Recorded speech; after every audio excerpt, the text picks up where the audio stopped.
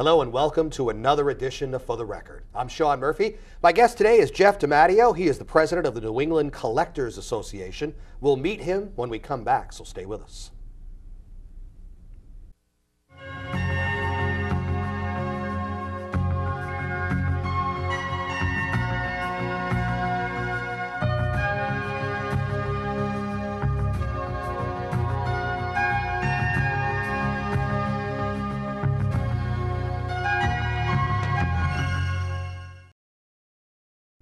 Welcome back to For the Record. I'm Sean Murphy. My guest today is Jeff DiMatteo. He is president of the New England Collectors Association. This is his first time on the show, so welcome to the show. Thanks for having me. Now, a year or two ago, we had a cohort of yours on that was president of the New England Collectors Association. He had his own collection agency. You have yours, but now the presidency, I guess, rotates amongst members. That's right. And you are president now. Let's talk about what the New England Collectors Association is, first of all. Sure. We're a local chapter, if you will, of a national association, an industry-wide association that consists of third-party collection agencies, debt buyers, collection attorneys, and vendors. Now, why was it decided, way back when, that sort of an association like this from all those sort of like-minded types of businesses was necessary? In most industries, they'll have their own associations nationally or locally. We find it very useful in trying to help third-party agencies, attorneys, directing them, giving them advice, giving them education seminars, maybe helping them find vendors that are good for the association and their members. Now, one of the first things people will think of, obviously, when they hear the term collection agency or anything like that, debt collection, is like, uh-oh, those are the bad guys. And, one of the reasons that you're on the show today, too, is to sort of talk about a lot of the myths and misconceptions that people have about your industry. Because, quite honestly, I mean, you're here to collect debt, but also to help people, too, to get them out of the situation that they're in, right? That's right. And hopefully today on the show we can give some tips for consumers and give them some advice and let them know about their rights. They certainly have their rights. And let them know a little bit about who we are. We're not the big bad guy, but they don't know a lot about us. We're out there working for legitimate businesses. Many times people think of collection agencies or debt buyers only working for the large banks or the large credit card companies. But we're working out there for the small average Joe company too. It may be your landscaper or your doctor or the local hospital that's taking care of people, that it's very important to keep their cash flow turning. Yeah, they have to, the small local business guy has to have some place to turn to when it comes to collecting outstanding debt too. It's not just the giant, like you said, companies that would use collection agencies, right? That's right, and they need to keep their cash flow turning to pay their employees and to keep their families fed. How is it that does a small business, is it sort of a sliding scale on how much they would pay for services like yours as opposed to like a giant company? Yeah, it depends on how much they're placing, how old the debt is. Many times if the debt is newer, which a lot of third-party agencies, which is another misconception, that third-party agencies versus maybe some of the older debt that's being worked. Third-party agencies are really working hand in hand with that first-party creditor. So they may be working an account that's delinquent maybe 60 or 90 days, and they're being instructed by that first-party creditor what they want done, how they want it done, do they want it reported to the credit bureau. So really they're working hand in hand with that creditor. One thing that I was wondering about, in the times that we're in, as far as the economy goes, is your job that much more difficult? Are you that much more busy because of, people's situation as far as unemployment and things of that sort? It's certainly something that we get all the time. Oh, collections, business must be great. Yeah. And you can see why is that people a misconception? think that. It is a misconception, okay, to a certain extent. There is more debt out there. People are feeling hard times. I mean, they're losing jobs. People are getting sick. We understand that. There's more people without a steady flow of income. There is more debt. However, it is also harder to collect. Okay, so we have to work on longer time frames, maybe longer payment plans, whereas several years ago when times were better, maybe you would get the balance in full paid. Now you're taking smaller payment plans. And then you think about the first-party creditors, the people that we do business with. We work with a lot of lawn care companies or oil companies, and they have less customers right now. So the people that used to get their lawn cut, maybe our client only has 500 customers where few years ago they had 1,000. So they're doing less business too, in turn less accounts coming over to us. Yeah. You know, and as we tape the show, we're coming into the holiday season, which is always sort of a nerve-wracking experience for a lot of people, because that certainly is a financial crunch for them where, you know, sometimes people can't help themselves. They feel the need to spend around the holidays. You know? Sure. It's, there's a lot of money flowing around the holidays, and people do find it tough where to allocate that money. We really try to educate our clients to that it's a holiday time. Let's be diplomatic collecting those bills, but don't give up on collecting them until the first of the year, because that's not helping the creditor either. Consistent billing and working with your customers. Stay on it, but know what they're going through too. You know, we can just jump around all over the place as far as the myths and misconceptions. One thing that always seemed to bother me is the person who has the debt, who gets angry with the person on the phone with them. And it's someone, you know, if you think about it, who's only doing their job. Just like getting angry at the linesman because your power isn't back on right away. The person who's attempting to do the collecting, they have a job to do, and you know, you're taking your anger out on them when, you know, a lot of times, you know, that fault should be kind of turned onto yourself, really, right? Yeah, it's a misconception. It certainly is that we're all the bad guys. We are just doing a job. We do understand that in any industry, there's some rogue players out there that give you the bad name, and we've certainly had our share that you see on the, you know, the movies and magazine, TV, magazine, TV shows, and that's what's gonna sell advertisement. The real bad guys, they are out there. The rogue players are out there. They're not the ones who are members of associations and who are active in their communities and doing charity work. So the majority of us are doing things right, and we want those rogue players penalized and held for their actions. So why don't we get into a little bit of a person's in debt, and they feel like they're in over their head. They are getting, you know, collection agency or more contacting them, attempting to. What should be the first thing that they should do? The first thing I always say is make sure the debt is yours, or validate the debt. If you don't know what the debt is for, then find out. Ask the collection company that's contacting you what the debt is, maybe validate it, send backup documentation. A lot of times, though, you don't need to ask them to send them a bill, because you validate it yourself. You know you owe the money. Right. Make sure it's a bill. Sometimes it can go so far back that you've actually forgotten what the debt is about, right? That's right. Yep, yeah. It could, and if that is the case, truly the case, then you do want to ask for validation. All right, so find out, you know, validate the debt. It is yours. Most people will know that it's their debt. So then what? Number two, I would always say communicate. Don't try to hide. Don't ignore. Many consumer websites or consumer attorneys will tell you, just ignore them. Don't ever talk to them. Don't take their phone calls. Well, that's okay. You can do that. However, it doesn't make the debt go away. That's the most important thing. By not communicating, you're not making the debt go away. You can certainly ignore it. You have a right to cease communications if you want. You can say, don't communicate with me any longer. And a third-party agency can't. But however, it doesn't make it go away. It could just initiate credit bureau reporting. It could initiate a lawsuit. So you're not really helping yourself. Number two is certainly communicate with the collection agency. Yeah, you're only prolonging the inevitable, most likely. You know, a lot of people think in the back of their mind, well, if I only have a little bit more time, then maybe I can get out from under this. But most of the time, all you're doing is prolonging, you know, your own agony for the most part. Yeah, and many times the horror stories that you hear are people that, in the end, don't owe the bill. Like you were saying, it was so old ago that they're not sure, and they're just ignoring them. So they may get 100 phone calls asking for a return call back, where they could have picked up the phone the first time, say, hey, here's the situation. I don't think it's my debt. Validate it. If it doesn't get validated and you know it's not your debt, then it's done. So even if it isn't your debt, or you believe it isn't your debt, communicating with them is cutting off a lot of phone calls and a lot of headaches for you. And I think another thing that people probably aren't aware of is that if you can, you owe, you know, X amount, and most people think that they owe that total amount. Well, a lot of times you can negotiate a lesser amount, correct? Yeah, many times creditors will accept a lesser dollar amount. Many people will ignore or not communicate because they feel like, I have a $1,000 bill, I can't afford $1,000 right now, so I'm just going to ignore it, hoping it goes away for a while or something else happens.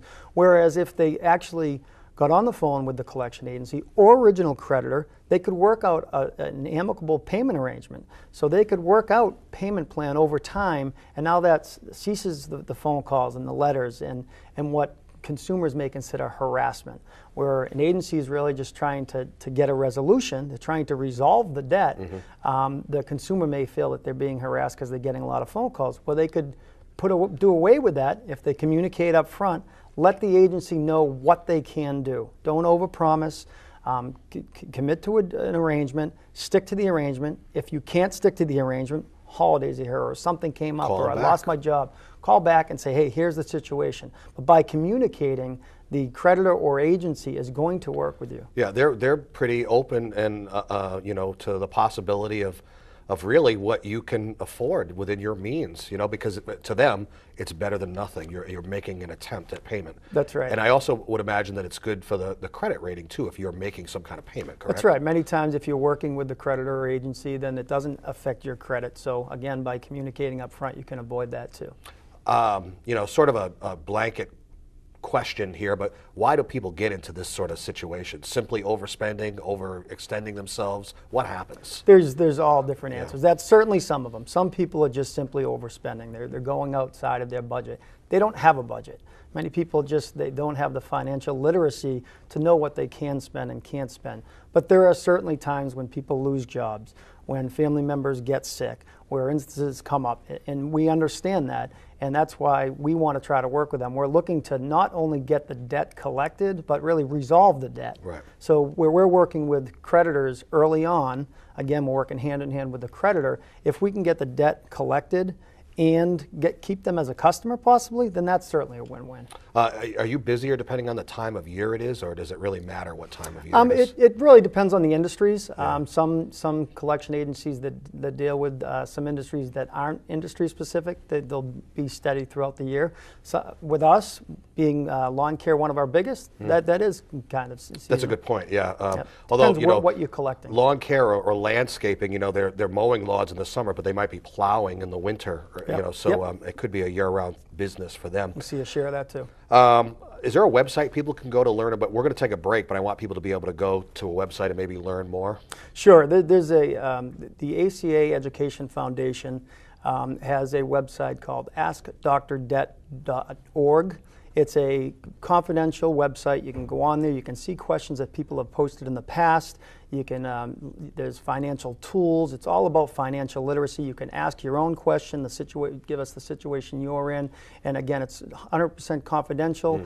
And it's really about financial literacy, helping people through the tough times. And they can be anonymous, like That's you right. said. And that website is? AskDrDebt.org. All right, go to the website, learn all you can. We've got a lot more to get to. We'll take a break and come back. Jeff D'Amato is the president of the New England Collectors Association. So we will take a break and come back. This is For the Record. I'm Sean Murphy. Stay with us.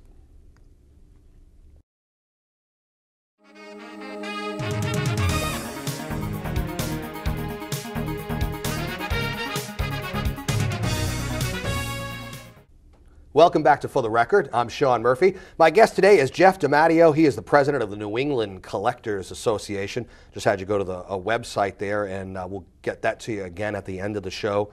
What is a typical day in the life of the president of the New England Collectors Association like? What do you do on a regular basis? Well, the board of the Collectors Associations are all volunteer. We have all of us have our own businesses that we're involved in or we run.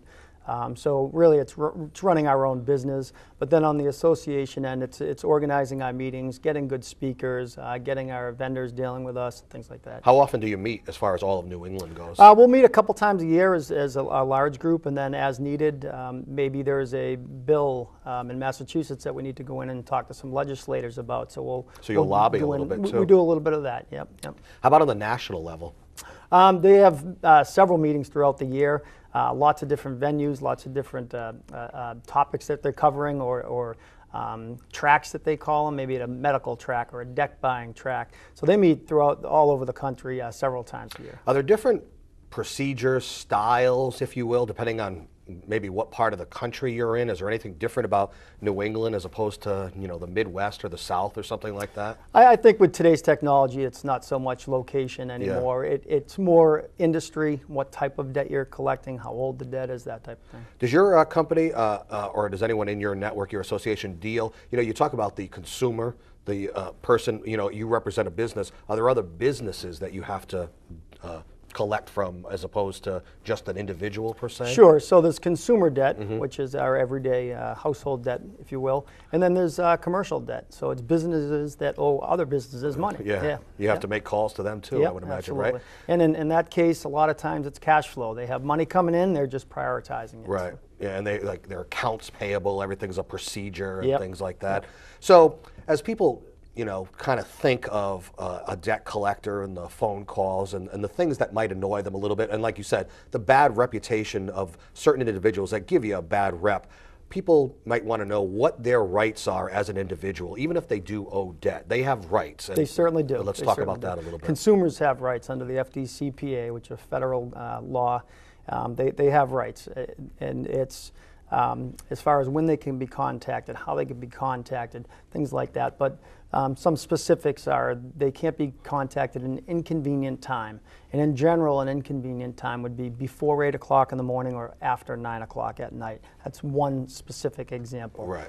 They have a right to again, get the validation. So if they ask for validation, they need to be provided the backup documentation on that debt. And that means they want to know what the debt is, especially if it's going back a little ways, because like you mentioned earlier in the show, it might not even be their debt. That's right. You know? And so under the FDCPA, they have that right.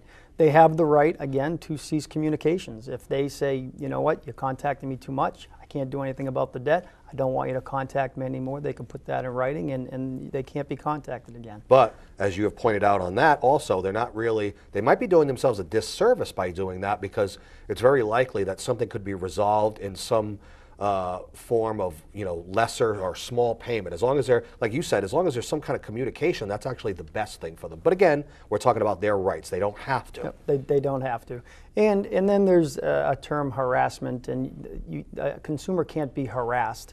And so what does harassment constitute harassment? Right. Sort of a subjective term. Yeah, and the law doesn't spell it out. The law doesn't say, most laws, some states do tell you exactly how many times a week or a 30-day period you can be contacted by telephone.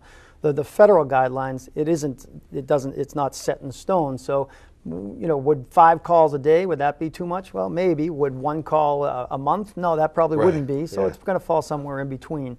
Again, many times, a lot of times the agencies that are working for the first-party creditors are telling them, you know, we want you to contact them twice a week. We want them contacted at least twice a week. Now, the definition of the first-party creditor is really the place where the debt originated from, correct? That's right. The business, basically. Yeah, that's right. It's the business that extended the credit to the consumer, usually. And then it goes to a certain, usually they'll handle it for a little while, and it'll go to a certain point where they find it's necessary to sort of hand off to their collection agency. That's right. That's one of a great point for a business that may be watching this is many businesses are afraid to use a collection agency. Why is that? A couple of very good reasons. They're afraid to alienate their customer, so they'll work it very hard internally before they finally say, all right, I bet this guy's never going to pay, and so then they kick it to an agency because they think you're going to be tougher. That's what they believe, right? Or they believe that, listen, if I kick this to an agency, I'm going to pay a third or half of whatever's collected. I can't afford that. So again, they work it really, really hard internally before they give it to an agency.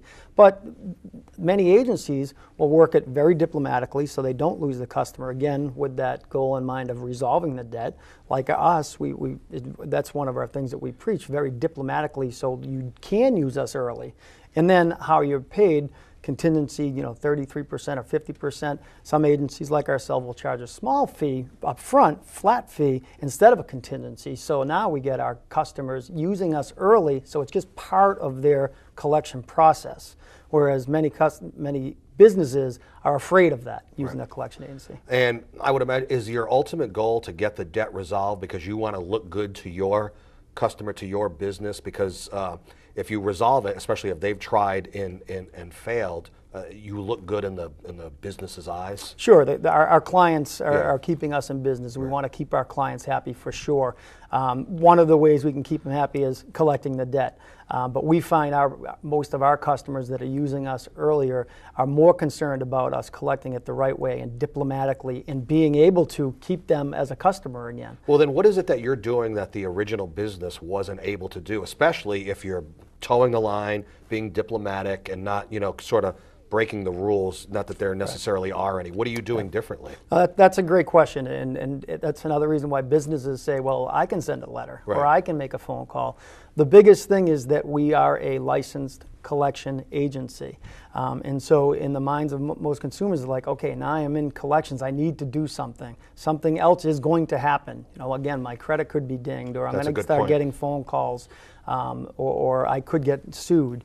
It's an eye opener. It's an awakening for the individual with the debt. Really, that's right. Yeah. That's right. And to be honest with you, especially if it's a smaller business, do they really have time, depending on how many people have outstanding debt, to aside from running their business, add this onto it? The people that aren't paying. With many small businesses, they're wearing many hats. Yeah. And unfortunately, a lot of times their receivables falls to the wayside or it gets the back burner. And that's another reason we say, look at us as part of your process. So work it for 30, 60, maybe 90 days. So send out a statement at 30. Send out an original invoice. Send out a statement. Maybe make a phone call. But then at 60, 90, or where communication stops, that's always a red flag. If the communication between you and your customers stop, then it's time to use a third party. And if you implement a company like ours into that process, you have a process in place, so you don't have to keep wearing that accounts receivables hat. When someone hires you as a collection agency, is there an understanding or is there some kind of agreement with that business where in your attempts to make a collection, there is an agreed upon lesser amount that you're willing to accept to resolve the outstanding debt? Sometimes our clients will instruct us that they'd be willing to accept a certain percentage. Generally, again, where we're working them so soon in the process, they're expecting us to go and get the balance in full. They're okay with us working out an arrangement because, again, they haven't been able to work out anything. That's a good point. And so the communication has stopped. So where Mr. Business Owner, he may have had Mrs. Smith as a customer for years, and now all of a sudden the communication stops. Well, that's a red flag. Something's going on. Right. And then after a couple months of that, they say, okay, we need to do something else. They're really concerned about, even with someone with outstanding debt who basically has not paid their bill, that business that you're talking about doesn't want to lose that customer, do they? That's right. They're very concerned about keeping their customers, especially the small businesses. We know how hard it is to get and keep a customer. So if we can help get a bad debt resolved and keep that customer, that's what our clients are really looking for. I would imagine the longer a debt is outstanding, that's when a company would be willing to take a lesser amount to resolve the debt. Certainly. They've taken steps. Maybe they've tried internally. Maybe they've tried an agency.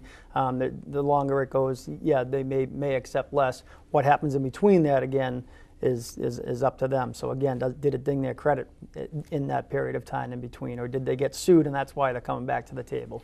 A business, and we kind of touched on this already, but a business that might be watching us, how do they know when it's time for them to utilize a collection agency? Do they get to a certain amount of outstanding debt and say, you know what, I can use this? Or is it a good idea for them, even just starting out, to utilize your services? And that's a question we get quite often from our clients and new clients. They say, how do I know when to use it, how to use it? And it's part of what we do. We'll go in and we'll take a look at your receivables. So we'll say, what are you doing now? And lots of times they're not really doing anything consistently. So we want to be part of that consistent process. We put a process in place, and we say at day 60 or day 90, that's when you want to start using it. So pick a spot. Now, I'm not saying that one of their customers may be 60 days late, but they're calling them every week and communicating, so they may not want to use them at day 60 or 90. Communications is the big thing, but also putting in a process so they know when they're going to start using it.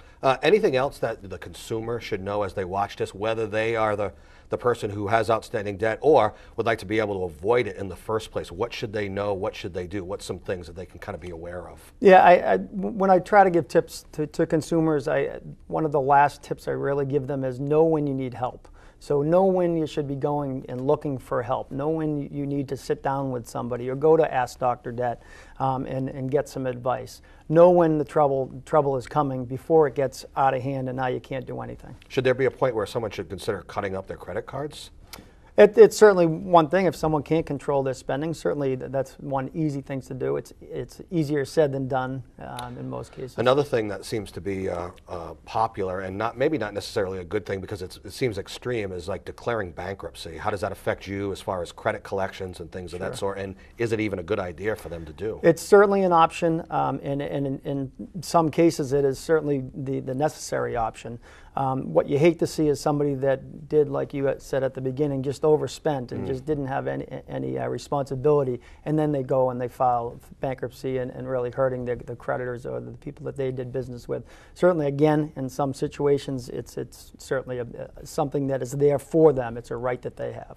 But people should know that whether they are in debt and have overextended themselves, or maybe to avoid it in the first place, there are things that can be done. Whether you are in debt, work with the creditor, right? That's the biggest thing. Communicate and work with the creditor. You'd be amazed at how much you would be able to make a small payment and still stay in good standing, right? That's right. Our clients don't want to have to use a collection agency. Right.